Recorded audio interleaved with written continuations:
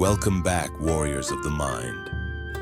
And if you're new here, this is where ancient wisdom meets modern understanding, where philosophy, psychology, and neuroscience merge to shape a mind that perceives without distortion. Every video in this series is another step along the way. In the Book of Earth, we learned foundation, discipline, resolve, and mental grounding. In the Book of Water, we learned flow, clarity, rhythm, and perception. In the Book of Fire, we learned action, energy, commitment, and decisive movement. And now we enter the Book of Wind. Wind is the element of perception, of seeing not the world in front of you, but the one behind it. It is the art of understanding what others cannot, the intuition that moves before reason, the strategy that unfolds before the enemy even draws breath. Musashi wrote this chapter not to teach technique, but to teach discernment, to reveal how a warrior learns to see the unseen. Musashi understood that most conflict is decided long before blades ever meet. Victory does not belong to the fastest hand, but to the clearest perception. Wind to him was the study of what moves beneath the surface, intentions not yet spoken, rhythms not yet broken, the subtle disturbances that betray what is about to happen. He taught that the warrior who waits to see danger has already arrived too late. True mastery lies in sensing the shift before it takes form, in reading the quiet tension in the air, the pause before movement, the moment when possibility begins to harden into action. This is not guesswork. It is awareness sharpened until the invisible becomes obvious. Wind is the discipline of attention, the ability to remain open, silent, and receptive, not forcing the world to reveal itself, but allowing it to speak. When the mind no longer clings to noise, the smallest disturbance becomes unmistakable. And it is here, in this space between stillness and motion, that the teachings of wind truly begin.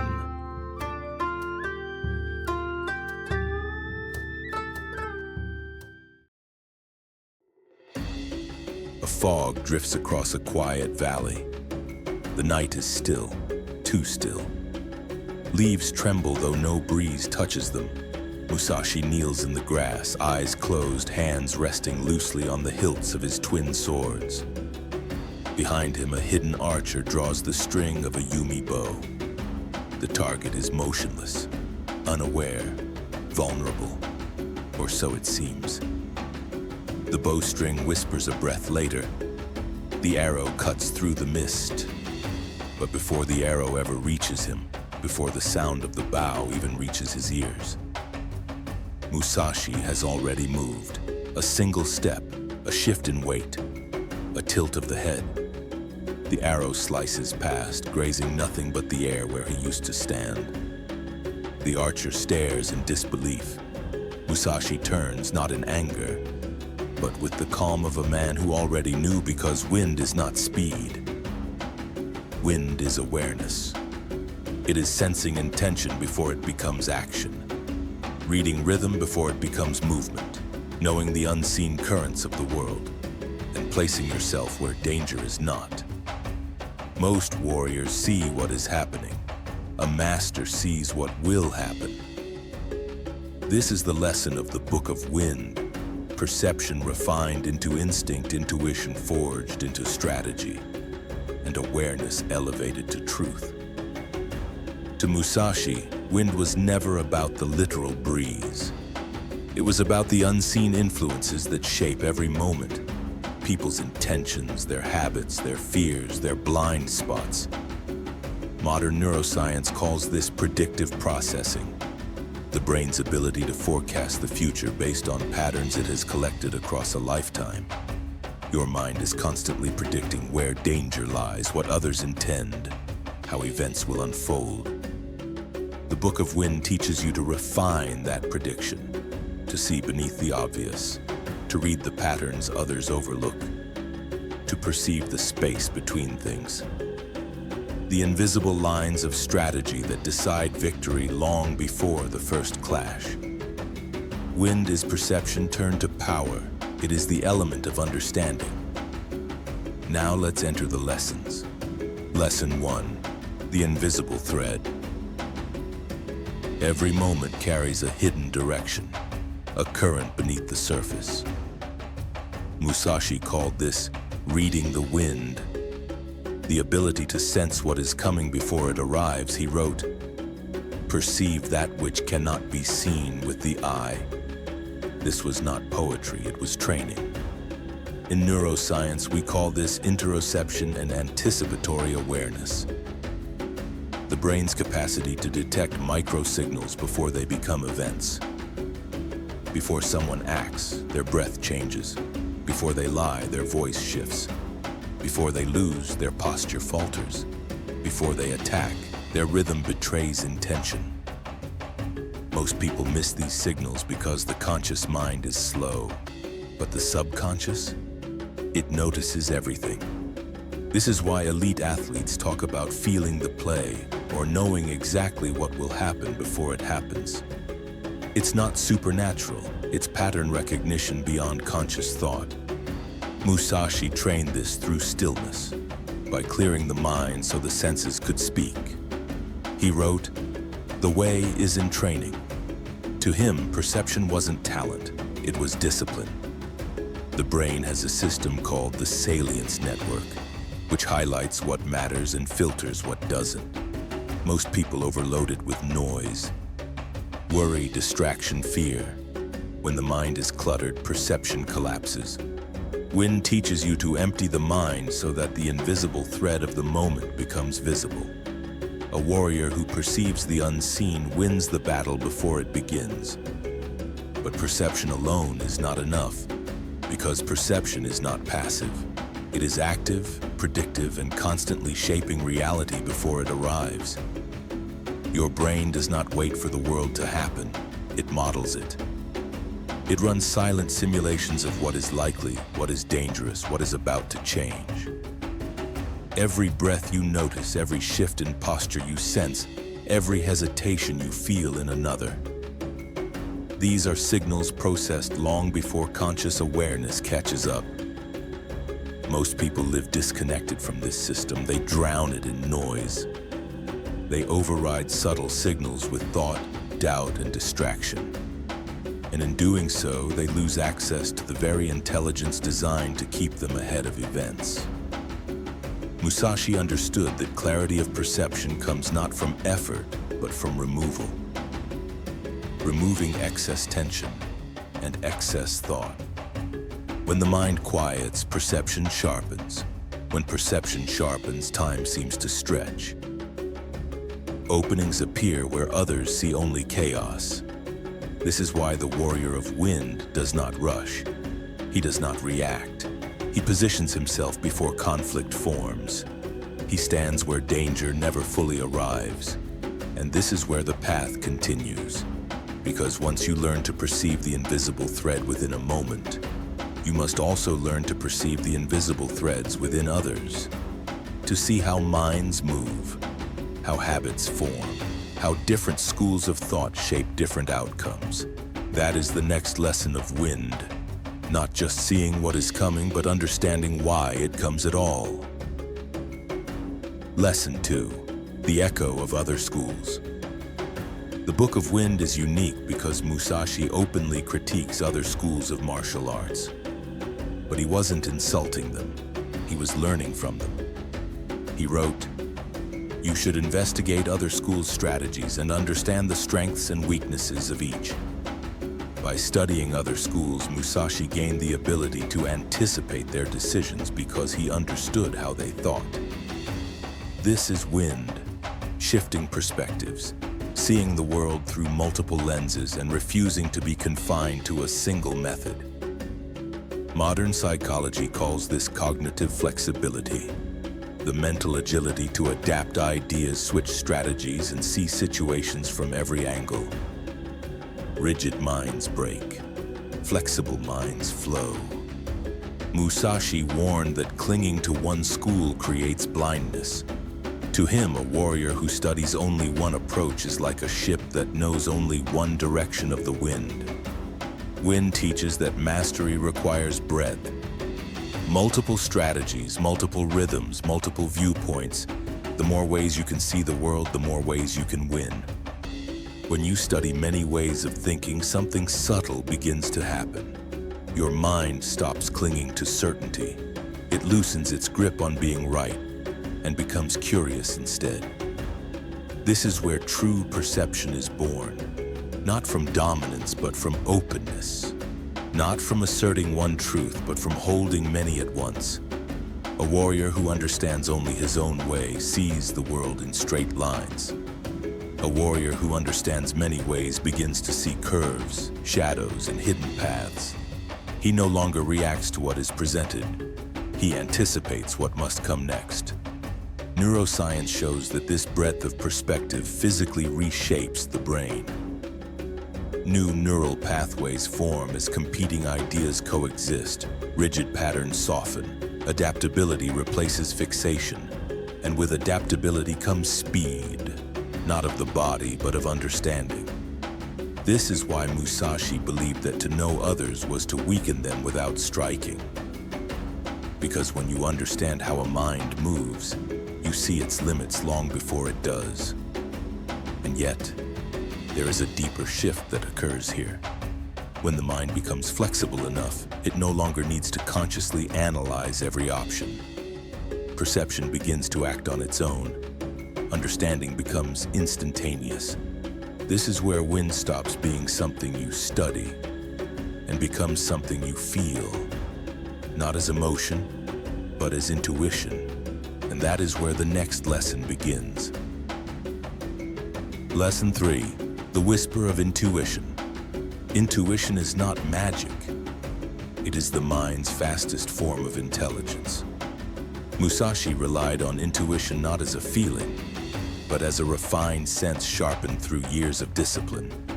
He wrote, "In the void of the mind, the correct move arises of itself." This is the essence of intuition. Modern neuroscience explains this through implicit memory. The brain stores patterns from every experience, building a vast library of silent knowledge. This library operates beneath consciousness. When the conscious mind is quiet, this knowledge speaks. But if the mind is noisy, intuition is drowned out. Musashi trained himself to act without overthinking, not impulsively, but instinctively. This is the difference between reaction and intuition. Reaction is emotional. Intuition is refined perception. Modern flow state research shows that when the prefrontal cortex quiets, the brain becomes significantly faster and more accurate. This state is called transient hypofrontality, a temporary silencing of the ego so the deeper self can take over. It allows other systems, the cerebellum, basal ganglia, and sensoromotor cortex, to take over. The result? Action becomes seamless, awareness becomes immediate, and the gap between perception and movement disappears. Musashi lived in this state. His intuition was not a guess, it was mastery speaking through silence. Wind teaches that intuition is not the opposite of logic. It is logic performed too quickly for conscious thought. The more you train your mind, the more your intuition becomes the whisper of truth. Intuition is not reckless. It is disciplined speed. It is the body answering before the mind finishes the question. This is why the greatest masters appear calm, effortless, even in chaos. They are not choosing each movement. They are allowing the correct one to arise. But intuition does not live in isolation. It is shaped by environments, by people, by timing, by forces larger than any single mind. To follow intuition fully, one must learn to read not just the self, but the world. And this is where wind reveals its deepest truth. The more a warrior trains, the less he thinks. The less he thinks, the more clearly he perceives. This is why mastery often looks effortless from the outside. The countless hours of repetition have already been absorbed by the body. The mind no longer needs to interfere. Modern neuroscience confirms this. As skills become deeply learned, control shifts away from conscious effort and into deeper neural systems. The basal ganglia, the cerebellum, the sensori-motor cortex. Action becomes fluid. Decision becomes immediate. There is no pause between knowing and doing. This is where intuition evolves into something greater. This is where wind moves beyond the mind and begins to move through all things. Lesson 4. The wind that moves through all things. Wind is everywhere, felt but unseen, heard but not held. Musashi believed that wind represented the patterns that connect all things: people, environments, intentions, timing, rhythm, emotion. He wrote, "Know the way of all professions." Understanding the world makes you dangerous in any part of it. This is what modern cognitive science calls systems thinking. Seeing how separate pieces interact to form a larger whole. Wind is the ability to read a room, sense tension before it breaks, feel when timing is right or wrong, detect hidden motives, know what others will do, understand how environments influence behavior, and adapt before adaptation is required. This is not mysticism. It is perceptual mastery. Wind is also humility, recognizing that the world is larger than any one perspective. And that true power comes from understanding the whole. The human brain builds internal models, not just of people, but of situations. We subconsciously track air pressure changes, micro sounds, shifting light, emotional atmosphere, group tension, and environmental rhythm. Your brain predicts outcomes long before you consciously interpret them. Musashi warned against narrow vision. Do not let your mind stop with a single view. To him, seeing broadly was just as crucial as striking cleanly. The warrior of wind moves through life with awareness wide open, attuned to the world like a sail catching every breeze. Wind teaches that mastery is not just in the strike, but in the understanding that leads to the strike. Perception becomes strategy. Strategy becomes victory. When awareness becomes this wide, the line between observer and world begins to dissolve. There is no longer a need to force decisions. The correct action presents itself naturally, not because the warrior controls everything, but because he is no longer resisting anything. And when perception is complete, when understanding is effortless, something remarkable happens. The need for effort disappears. What remains is the space beyond thought. Musashi points towards something quieter, something emptier, something that cannot be grasped, only entered. This is the threshold Musashi called the void, where the mind no longer predicts, the body no longer hesitates, the self no longer stands in the way, only the way remains. The final lesson, the path toward the void. The wind fades, the valley grows quiet, the fog lifts under the morning sun. What was once hidden is now illuminated. This is the gift of the Book of Wind. Clarity that pierces illusion, intuition sharpened into truth, perception that extends beyond the eyes.